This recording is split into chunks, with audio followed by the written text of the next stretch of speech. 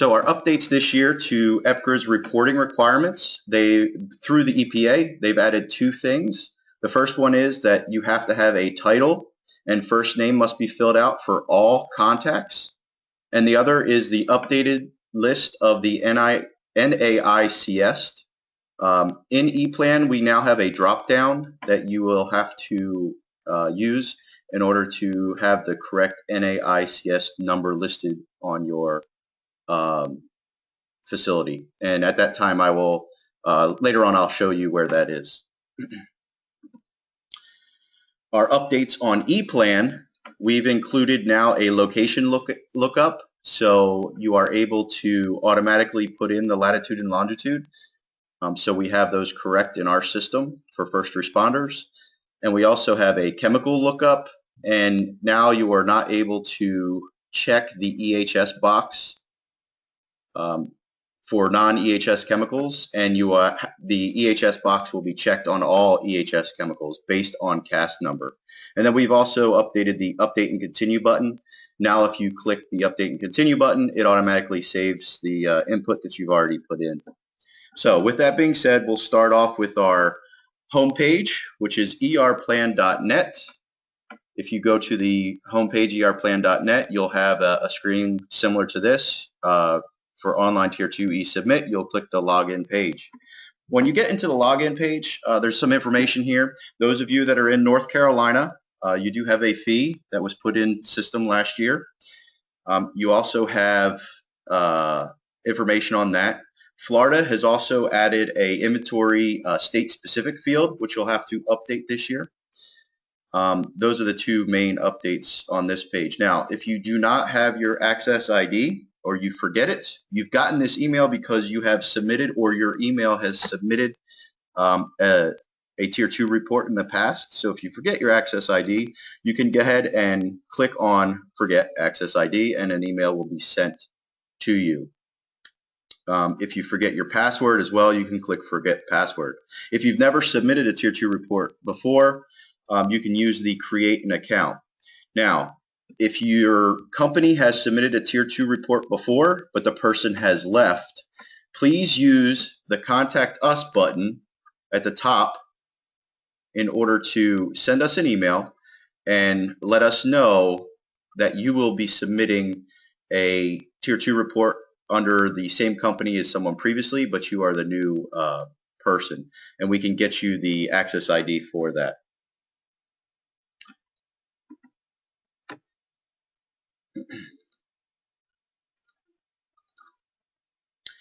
Once you are into your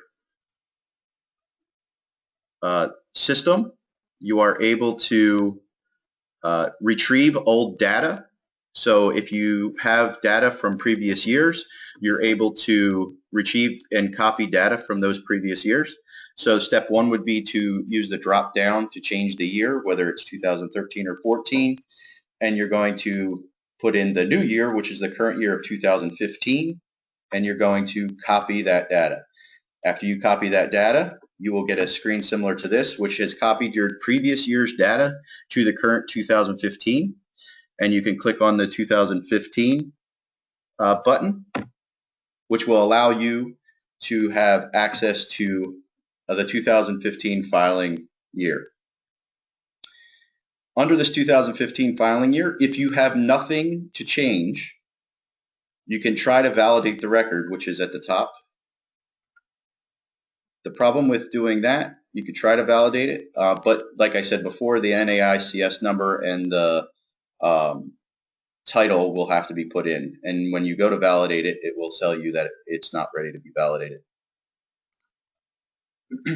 So going forward from here, if you have any updates that you need to make, you can use the legend, which is in this area. The first is going to be your edit your facility. Your X is going to be to delete this facility. This one here is to add a chemical, and this one here is to add a contact if you need to do that. So what I've done is I clicked on my actual facility name, and with that takes me to my facility information page. When I get on my facility information page, the single stars are federally mandated.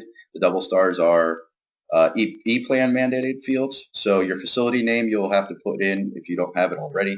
If you've copied it from the year before, it is already there. This is just information for you to continue looking at. As we scroll down, though, you'll be able to see this new look up longitude and latitude and validate longitude and latitude.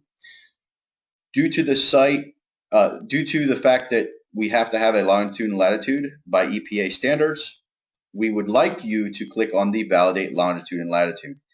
What we'll do is open up a new window of your Google Maps, and it will show you what that longitude and latitude that's in there and where it is. If it is correct, you can just leave it the way it is. If it is not correct and you need to move, you can actually click on the flag and move it to where your business is and let go and click on the update latitude and longitude, and it'll update from where you move that flag to and automatically put that information right into our system so we can have it at the right place. As you scroll down your facility, if you are subject to EPCRA 302 facility emergency planning, you must click yes or no on that. Also, if it's a 311 report, 312, which is your tier 2. If you are subject to TRI, toxic release inventory of 313, you must click yes. And also, if you are an RMP facility, risk management plan facility, you also must click yes. Later on, we will show you that if you are a 313 or a 112R, you will need to put your numbers in for those. As we move forward, when you certify this certifies the person that's name is in this box is certifying that this information is correct. If that is not your name, but you have authorization to do that, you can type their name in. Okay. Now, as we click next, as we continue on, it'll take us to our facility identification page. Under our facility identification page, this is where you'll have to have a NAICS code, a Dun & Bradstreet number, as well as if you have a TRI number, you will add it in here. And also if you have a Section 112R of the Clean Air Act, RMP, you will add that in here as well.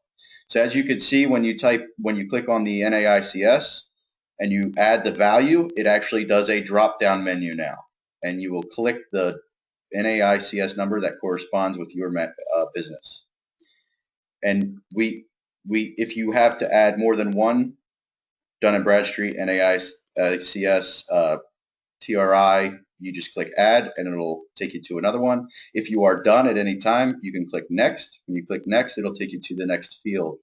Depending on what state you are in, you may have state applicable fields, such as in Florida. You will have to add in they ask you a couple more questions, which I will show you towards the end.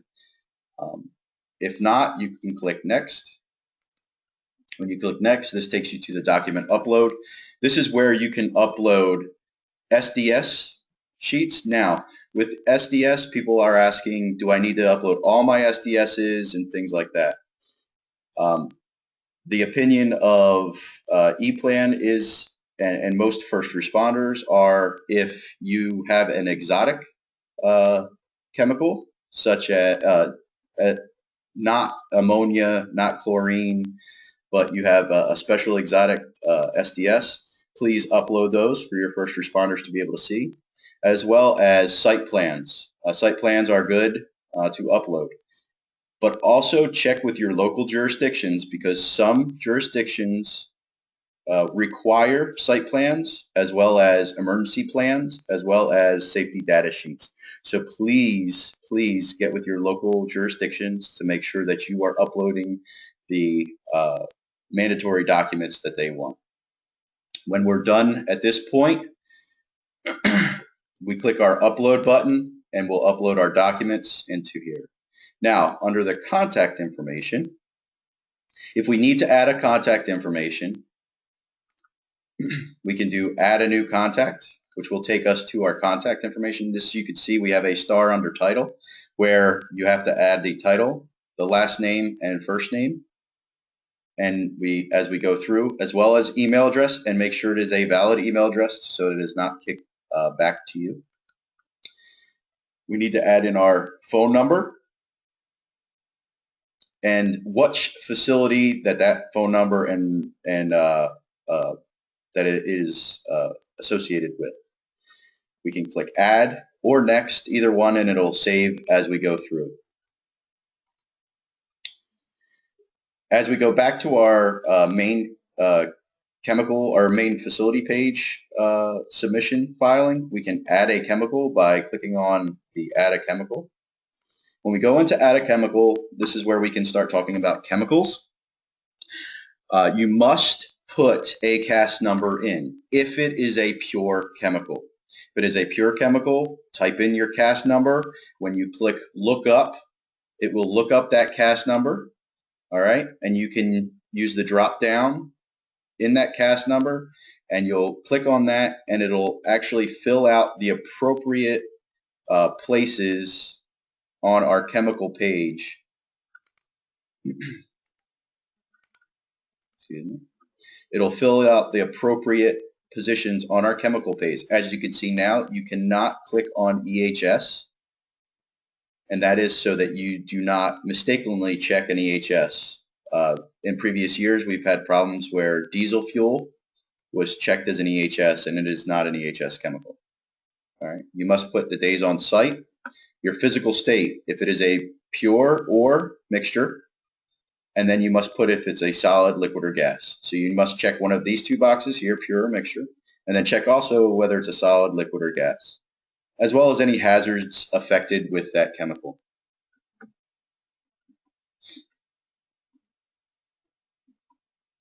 If you have an EHS chemical, when you put your CAS number in, it'll drop down. If it's yellow, that means it is a CAS number associated with an EHS chemical. And when we click on that, it'll automatically upload that data into the chemical details, as you can see here.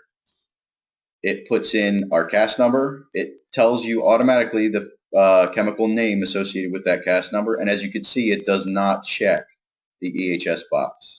Then you must put how many days it is actually on site, 365 or 120, depending on your facility. After we have the chemical, we must put where we are storing this. Under storage type, you must put the container in which the storage, which the chemical is in. So such as the diesel fuel, if it is an above ground tank, a below ground tank, a drum, we must put it on there. If you keep it on a rail car on your facility, you still are subject to Tier 2 reporting.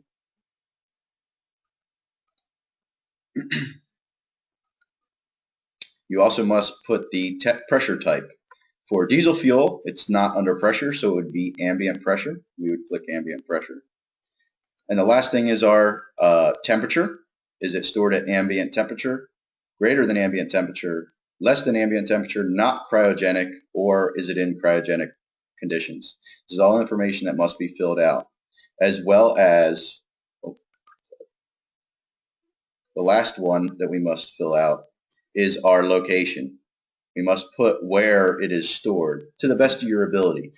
The reason why we like a site plan is so that when you put a location, if you put it in building 32, we have the site plan that associates with building 32. If you don't have a site plan, you can always use a Google map, screenshot it, and use paint and add in numbers so that it's easier to identify location of our storage tanks. You can also add multiple storage tank locations. So if you have this facility has diesel fuel on multiple locations, you can put the amount at that first location, click add, and then you can refill all this information out and click add again, and you'll actually add multiple facility or multiple locations for storage of diesel fuel.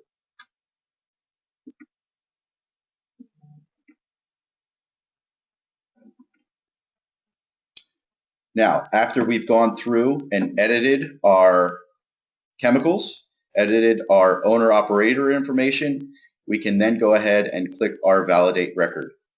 When we click Validate Record, this gets to the screen where it'll tell you if you have any problems. If you do have something that is not on here, or you haven't filled out correctly, it will tell you, and you will go over to the blue highlighted area and click on that, and it'll actually take you directly to that place in the Tier 2 report that needs to be edited. So you're able to do that. Once you've now passed the validation, as you could see on the previous, right here, this facility, this Cutting Edge Planning and Training, has passed all its checks. We now have to click Upload Data to ePlan. All right. Now, before we do that, if you would like to export a Tier 2 zip file, a T2S file, or a PDF, you are able to do that. But until it is actually validated and paid for, it is not. It will contain a draft form. It is not a completed Tier 2 report. So when we click our Upload Data to ePlan, it takes us to our Submit Facility Information. At this point, you can see that since test did not pass its validation, you are not able to upload that.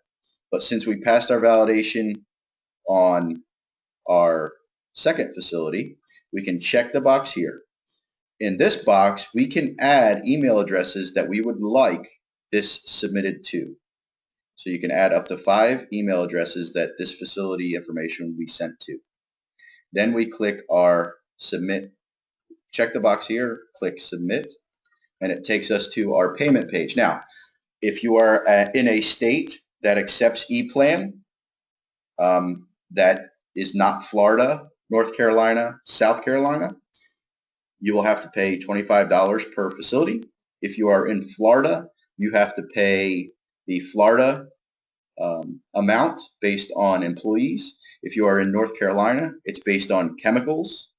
And South Carolina is free because the state of South Carolina pays for your access to ePlan. So at this point, you can either download an invoice and send that invoice with a check to UT Dallas if you are not in Florida and not in North Carolina and not in South Carolina. Or you could pay by credit card and pay them all. They will not be filed until UT Dallas receives the check. So you will not be in compliance until UT Dallas receives the check. As well as Florida and as well as North Carolina, you will not be in compliance until they receive the check and go in and validate that you have paid. So you will not be in compliance. If we or they receive the check after March 1st of this year, under EPA guidelines, you are not in compliance with the Tier 2 report. So pay by credit card will take you to a PayPal, as well as PayPal will take you to PayPal for UT Dallas. All right. This is my contact information. Most of you already have it. This is my personal contact information, or you can call m.marshall@utdallas.edu. With that being said, I'm going to take you to a live picture of the website of Filing Home. So with this is our demo that we have set up that we will go through and make sure we have information for you to look at. So as you can see, the filing status, both of them are not filed. So currently I am not in compliance, even though these are not real facilities. So we will click on our hydrofluoric acid as an edit. So if you have a change to hydrofluoric acid, which I will have, excuse me.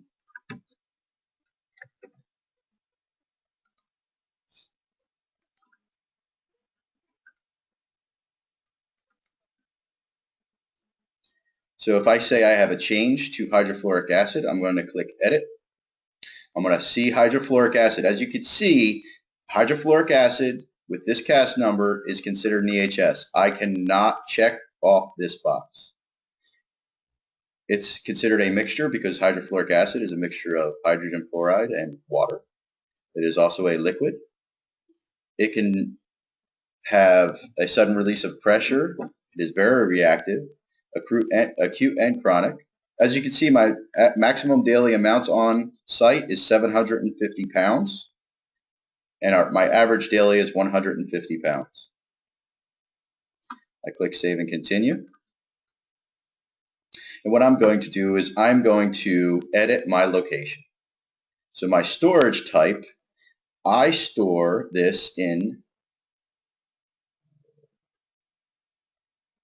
glass bottles or jugs.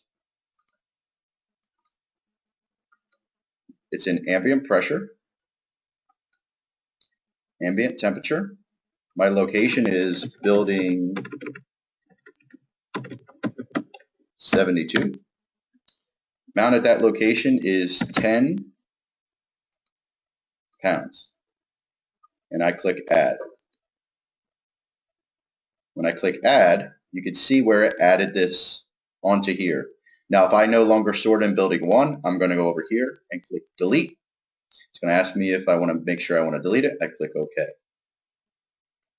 Are you sure? Okay. And now that has deleted, and it's telling me that that's no longer there.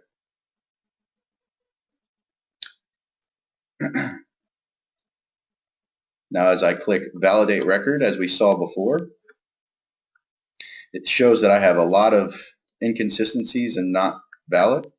So what I'm going to do is on my facility here, it says the title is required for this. So I'm going to click my Edit Contact at this point. And it takes me directly to the page where I need to edit that title. So my title is Vice President. Save and Continue. All right, now I don't have to edit or change anything up here, so I go directly back to my Validate Record. And that has been gone away. Now I need to change my second one. Click on Edit Contact again.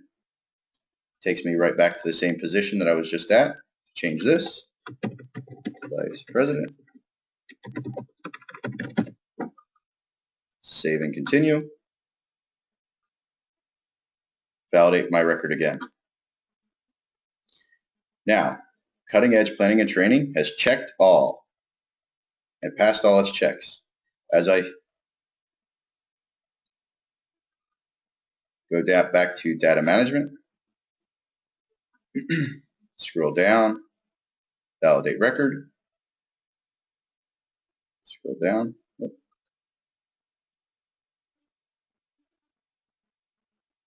I think due to the fact that this is not a real facility and under the demo site, I'm no longer not able to go any further than this.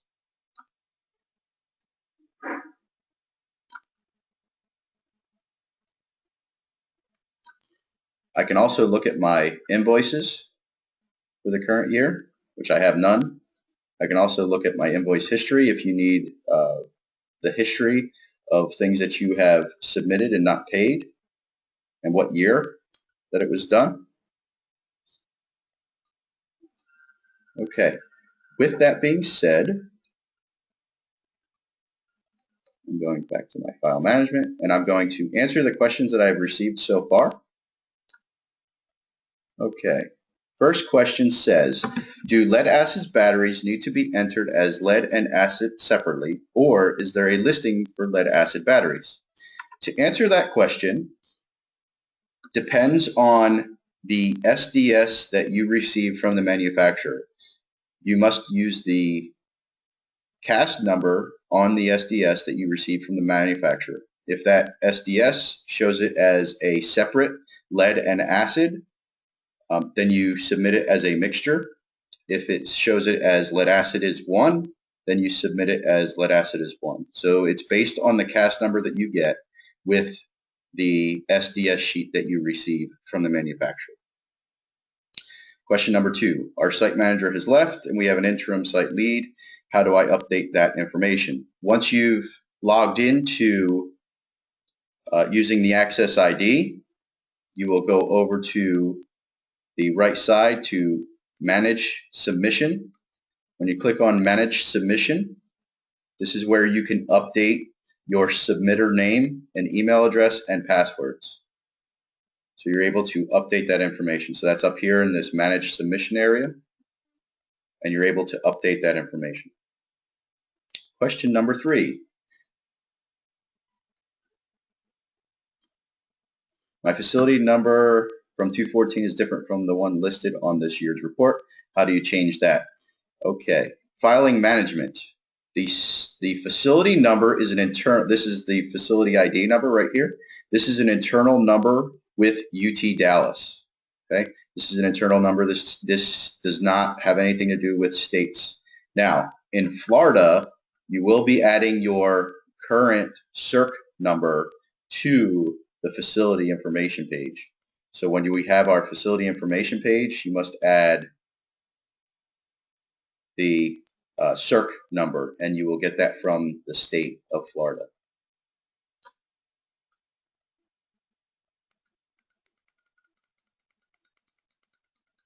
It says, is the submission of the SDS a one-time requirement? If so, do you resubmit if there are changes to this SDS? Yes, you must resubmit if there is a significant change under 311. You must submit if there is a significant change to the SDS, you must resubmit that SDS.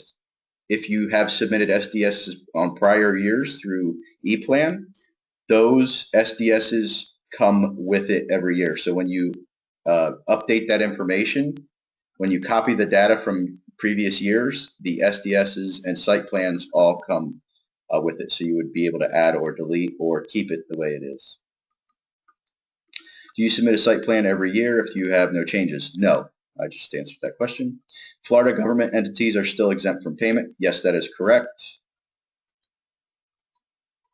This PowerPoint presentation and the presentation of me speaking will be available on our YouTube channel. If you need where that is, you can look it up as E-Plan under Tier 2, and you'll have this presentation will be available. Next question is, can we pay by credit card without using PayPal? Yes, you can if you are paying UT Dallas.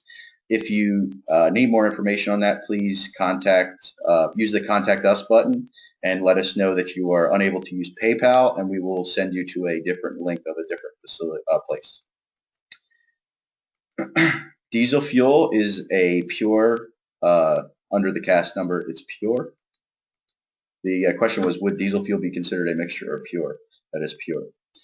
In 2014, put the wrong max daily amount. Can I go back and change the correct number? Yes. To do that, you will use the Submission Home button. You will click the 2014 button. When you click the 2014 button, this is the 2014 filing year. As you can see, the ID number is different. So then you would scroll to diesel fuel. Say I had diesel fuel. When I click on it or click edit, it takes me to that facility or that place, and then I can change my amounts and click save and continue, and it'll change that amount in there. And then you will need to, it'll automatically be uploaded at that time.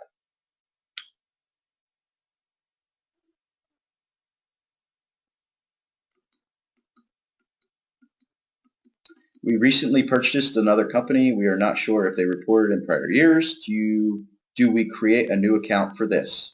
We can actually add those company Tier 2 reports under your Access ID. If you would like to know if that company has submitted Tier 2 reports in the past, please contact me after this. I will have a short break between this is the 10 a.m. and the 2 p.m. Webinar. Send me an email requesting a phone number that I can contact you with, Mr. Jones. Due to a merger, do you resubmit with new facility name if this happens in mid-year? The way the law is written is any significant change, you must submit a new Tier 2 report. Your guess is as good as mine as what EPA considers a significant change, but it does say if you add a chemical or change anything, you must resubmit. With that, you can go into ePlan and resubmit through ePlan and then email your local jurisdictions. But make sure your local jurisdictions accept an email from ePlan. We have liquid nitrogen in a facility about 1,700 pounds, max daily amount. Is that facility subject to EPCRA or Clean Air Act? I will have to look that up for you. I do not know right off the top of my head. I don't believe that nitrogen is an EHS chemical, so that would be below the 10,000 pound threshold. But I will have to double check that for you. I have 3 facilities throughout Florida. Only one submits for all. How does payment consolidation for other 2 sites? How do we report it electronically? In Florida, it is under one entity. It's one payment at the maximum amount. So you would have to contact the state of Florida to consider how much you would have to pay and how to pay that.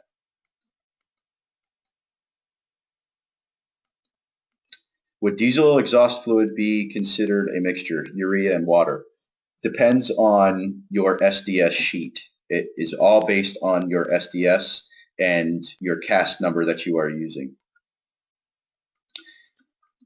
My phone number is 239-287-7069, and my email address is m.marshall, M-A-R-S-H-A-L-L, @utdallas.edu. And I'll post it up here in a second. If the facility closed in December, what are the reporting requirements? Do we report for 2015? Yes. This is based on your previous year's information. So yes, you would still need to submit and then communicate that the facility has been closed. But you would still need to report for last year's information. Our company merged all of our business units and consolidated them under one name. Does this require new filing as a new company, or is a name change allowed on previous filed reports? You would just file the current 2015 report as the new company. You can also add those facilities under one access ID. If you would like that, we would need the old access ID number or company name that you would want to be consolidated under the same access ID number. When reporting forklift batteries for lead and sulfuric acid, does an inventory question require each battery or individual forklift? It does not. You can submit it as one entity in different locations. So if you have 10 forklifts and each have 500 pounds, that would consider 5,000 pounds of acid batteries. You could submit it as 5,000 pounds, but at 10 different locations. Would mid-year updates to ePlan meet EPCRA 311 requirements for notification within 90 days?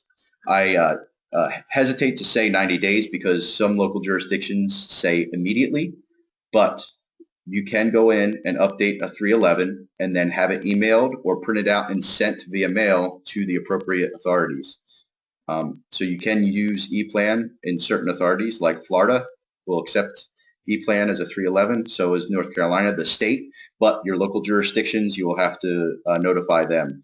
The 90 days in a 311, depending on your jurisdiction, some are say immediate, some say 30 days, and some say 60 days, some say 90 days. So definitely contact your local emergency planners, your LEPCs. I'm filing a facility. The term manned, does that refer to the staff and all? Okay, I didn't go over that, so I'll touch on that here for a second. Our locations, when we talk about staffing, the law says, excuse me,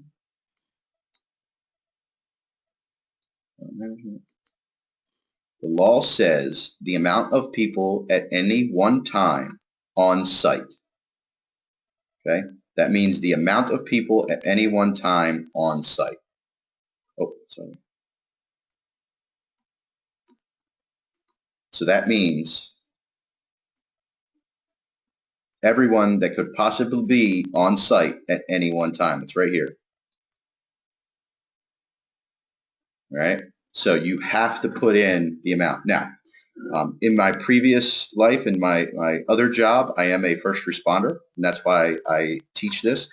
But with that being said, you need to know everyone at any one time. That's what the law states. Maximum number of occupants at any one time. So if you have a facility that could possibly have an auditorium that's usually empty, but every once in a while you'll have an extra 250 people there, you must add those 250 people in. So it's the maximum at any one time. Okay.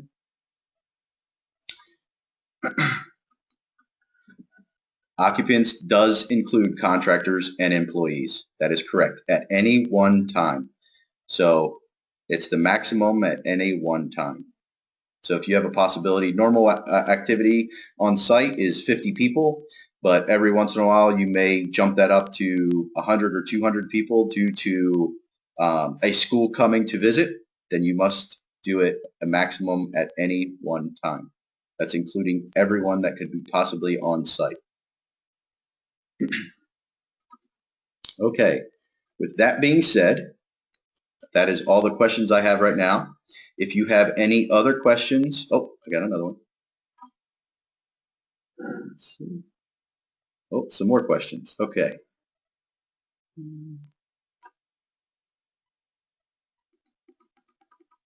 Sorry.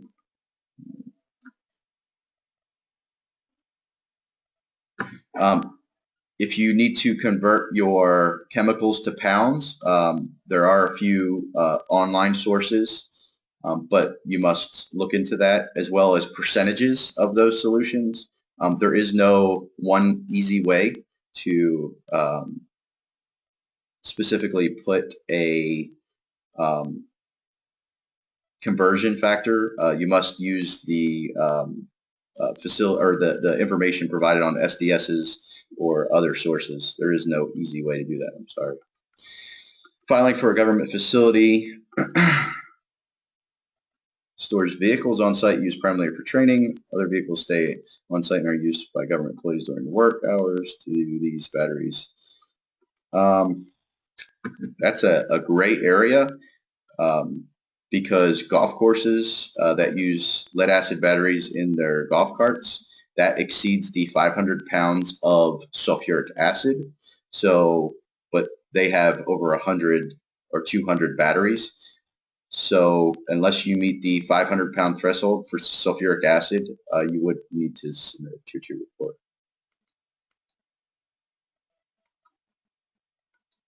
Lead acid batteries do not have any exemptions.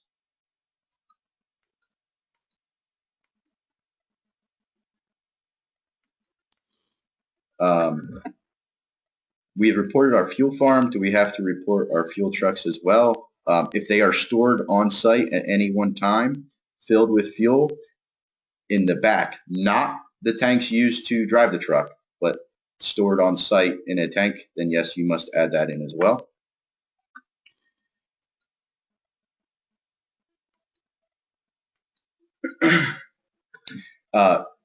If you have submitted for payment, it says, will we be notified when our payment is received? You will need to go into login and you will see the filed or not filed. So what you would do is go to your submission home. You go to an old one and you can see where it's actually filed.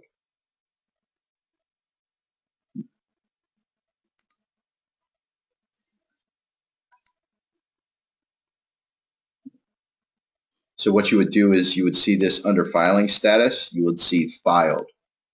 When you see filed here, that means you are in compliance with all for the states that require E-Plan.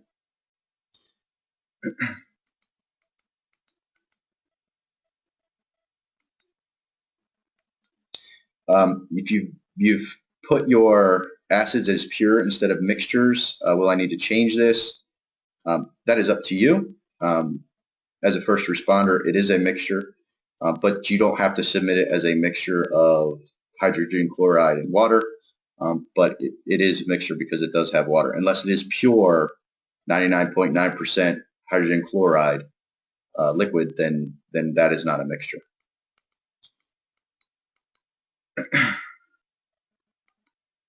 Are vehicles with license plates still not included? That is correct. Is refrigerant contained in equipment subject to reporting if it meets the threshold and is stored on site at any one time? Depending on the refrigerant, could be if it's ammonia, that is 500 pounds. If it is other chemicals, it could be up to 10,000 pounds. Are jet fuel and avgas considered pure or mixtures? They are considered pure.